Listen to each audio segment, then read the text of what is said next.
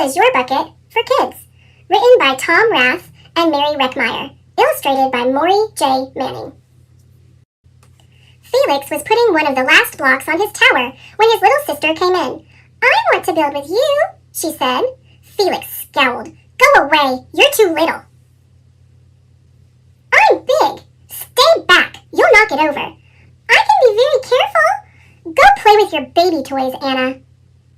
Felix. Thwack! "Grandpa!" Grandpa shook his head. "Felix, you just dipped from your sister's bucket. Like everyone else, Anna has an invisible bucket. When it's empty, she feels bad. But when it's full, she feels great. Didn't you ever notice your own bucket?" Invisible bucket? Sometimes Felix couldn't quite tell when his grandfather was joking. But the next morning when Felix woke up, there it was, a small gray bucket floating above his head. When Felix came down to have breakfast, his mom was in a hurry.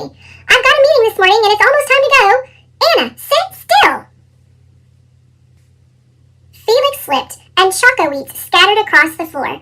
"Felix!" yelled his mom. "You should have used the stool to reach that." Felix could feel his bucket tip and big invisible drips spill out. Drip, drip. "Ha ha!" Anna laughed as she crunched the cereal with her shoe. Drip. "Get the broom and clean that up before you miss the bus," scolded Mom. With the school bus honking, Felix quickly swept up the choco wheats and grabbed the last blueberry muffin. But before he could even take one bite, Buster jumped up and grabbed the muffin from his hand. Drip. "Hey, look at Felix's new backpack. My baby brother has one just like it." Drip. "Psst, Felix, psst." Drip. "Watch out, shrimp." Drip.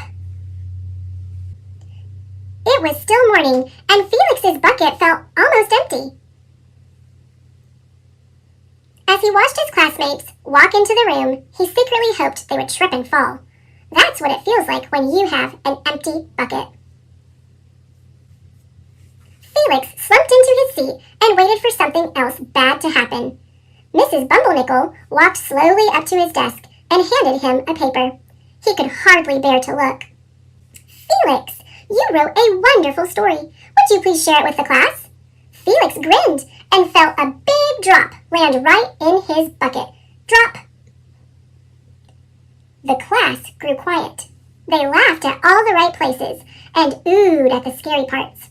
When Felix finally read the end, everyone clapped, even Emily, who sat next to him and didn't usually like dinosaurs. Felix felt a whole shower of drops land in his bucket. Maybe the day wouldn't be so bad after all. The Gigantosaurus Who Wanted a Pet by me, Felix. Drop, plop, plink, drop. Drop, drop. Team captains today are Veronica and Felix. Nice cow. It's a dog. Well, nice colors there, Felix. Cool laser ant backpack, Felix. By afternoon, Felix's bucket was nearly full. At recess, when he looked around, Felix suddenly realized that his grandpa was right. Everyone else had a bucket too. "Let me help you." Drop, drop. "Here's your baseball. Catch." "Thanks, dude." Drop, drop. "Hi, I'm Felix. First day?" "Yes, I'm Amir." Drop, drop. The strange thing was that for every drop he helped put in someone else's bucket, he felt another drop in his own bucket. When Felix burst in the door after school, he shouted, "You were right, Grandpa! I do have a bucket, and I understand how it works." Then he saw Anna's torn doll. "Bad dog," he almost scolded. But then he thought, dogs might have invisible buckets too. "Your doll will be okay, Anna," said Felix. "Mom will fix her." Wah!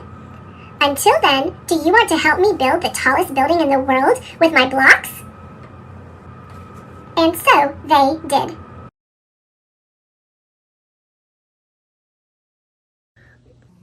Thanks for watching. Click subscribe